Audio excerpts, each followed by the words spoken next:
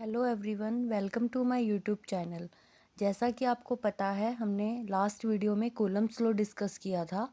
Then उसके बाद हमने छोड़ा था यूनिट और उसकी डायमेंशन पे।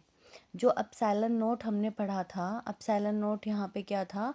Absolute electrical permittivity of the free space. आज हम उसकी यूनिट और डायमेंशन डिस्कस करेंगे।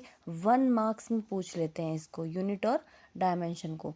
तो हमें सबसे पहले ये पता है कि जो अपना फोर्स आया था एफ बराबर कितना आया था? 1/4 pi epsilon not Q1 Q2/r²।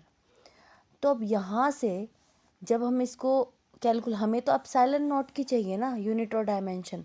तो हम क्या करेंगे, यहाँ से एप्सिलॉन नॉट की वैल्यू निकालेंगे। तो यहाँ से एप्सिलॉन नॉट कितना हो जाएगा भाई? 1/4 पाई एफ Q1 Q2/r²। अब जैसा कि आप देख पा रहे हैं कि यहाँ से हमने एप्सिलॉन नॉट कैलकुलेट किया 1/4 पाई एफ Q1 Q2/r²। तो यहाँ से हम क्या निकालेंगे? एप्सिलॉन नॉट की सबसे पहले एसआई यूनिट निकालेंगे। ठीक है, तो 1/4 पाई तो कांस्टेंट है, तो इसकी तो हम नोट डाउन करेंगे नहीं। फोर्स की कितनी हो जाएगी यहाँ से? न्यूटन। और चार्जेस की कितनी हो जाएगी भाई? Coulomb into coulomb. डिस्टेंस की हो जाएगी m²।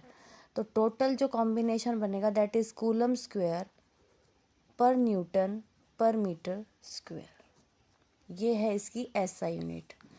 देन उसके बाद हम बात करें इसकी डायमेंशन की। डायमेंशन की जब हम बात करेंगे तो डायमेंशन के लिए भी निकालना बहुत इजी है। अब यहाँ से देखो, फोर्स कितना होता है? Mass into acceleration. अब मास की हमें पता है m, लिख सकते हैं हम। एक्सेलरेशन क्या होता है? LT-2। तो यहाँ से कितना आ जाएगा भाई? इसको लिखेंगे 1/mLT-2।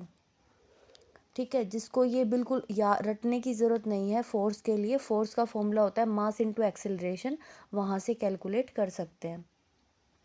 उसके बाद जो चार्ज की है Q1 Q2, उसका कॉम्बिनेशन बनता है अपना AT × से। ठीक है, डिस्टेंस को करते हैं L² से।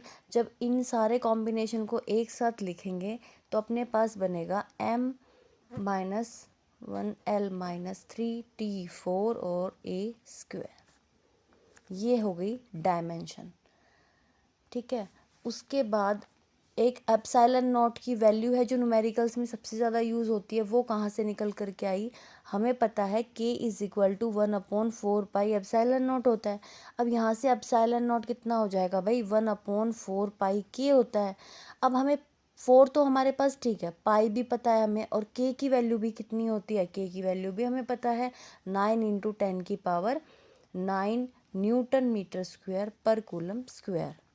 जो ये लिखा था ना 1/4 पाई एप्सिलॉन नॉट, इसको K की जगह ही तो लिखा था, और उसकी जो वैल्यू होती है SI में वो ये होती है।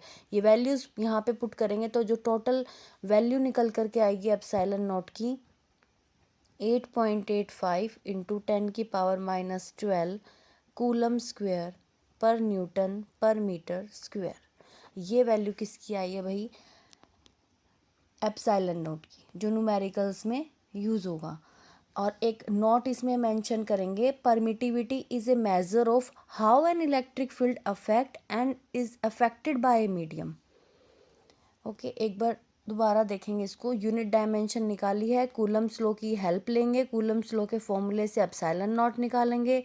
वहाँ से हम हर एक चीज़ की वैल्यूज़ डालेंगे, जो भी SI यूनिट होती है, स्टैंडर्ड SI यूनिट, यहाँ से SI यूनिट हमारी आ जाएगी। यहाँ से डायमेंशन निकाली है और ये वैल्यू इंपॉर्टेंट है।